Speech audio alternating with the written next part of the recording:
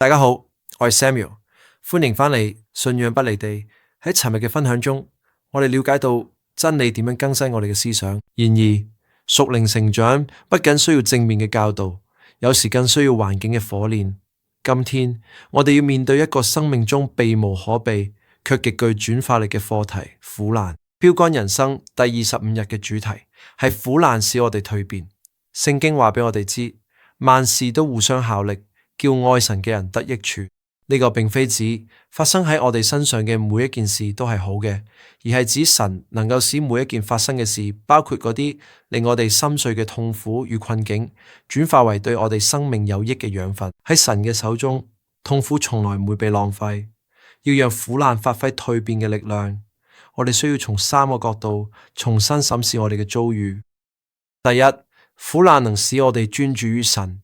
喺順境中，我哋好容易將神視為點綴，但係逆境中，神卻成咗我哋唯一嘅依靠。苦難剝落咗我哋生命中嗰啲虛假嘅支撐，俾我哋睇清乜嘢先至係永恆不變嘅基石。當你感到走投無路嘅時候，正係你最能夠真實經歷神能力嘅時候。正如詩篇所言，我受苦係與我有益，為要使我學習你嘅律例。第二，苦難係品格嘅煉金爐。神在乎你嘅品格勝過你嘅舒適，正如金子必須經過烈火先至能夠除去雜質，基督嘅品格往往係喺壓力同埋考驗中先至得以顯現出嚟。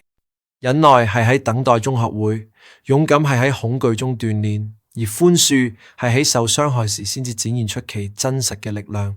如果你渴望好似基督，就唔能夠拒絕嗰啲曾令耶穌亦都流淚流汗嘅成長環境。第三，苦難賦予我哋服侍他人嘅能力。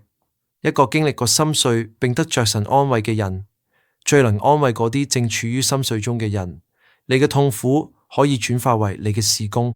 神醫治你嘅傷口，並非僅僅為咗讓你感到舒服，更係為咗讓你嘅傷痕成為他人嘅希望之光。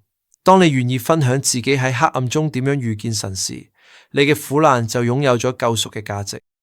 深度分析呢場蛻變，關鍵在於我哋嘅反應。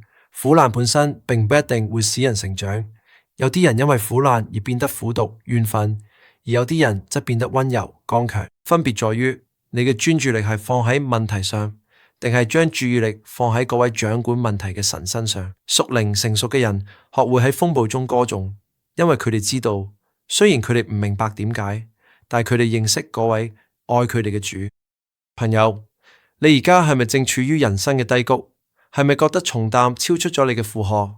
請記住，神絕不會將你遺棄在曠野，佢正利用呢一切喺你生命中作深度嘅微雕。如果你渴望喺苦難中得着平安，呢一切嘅源頭在於嗰位為我哋受過至極苦難嘅救主耶穌基督。佢了解你嘅每一滴眼淚。如果你願意，請同我一齊禱告。親愛嘅天父，感謝你喺我生命中掌權，即使喺黑暗中，你嘅手依然牽引住我。我承認我討厭痛苦，常喺困境中埋怨。今日我願意重新接受耶穌基督，成為我嘅安慰與力量。求你開我嘅眼，俾我睇見苦難背後嘅美意。求聖靈喺磨練中修剪我嘅品格，俾我唔再執着於舒適，而係渴望好似基督。求你使用我嘅經歷去祝福他人。奉主耶穌聖名祈求，阿門。當你決定喺苦難中信靠神，你將會睇見生命綻放出前所未有嘅榮美。感謝大家，我哋下次再見。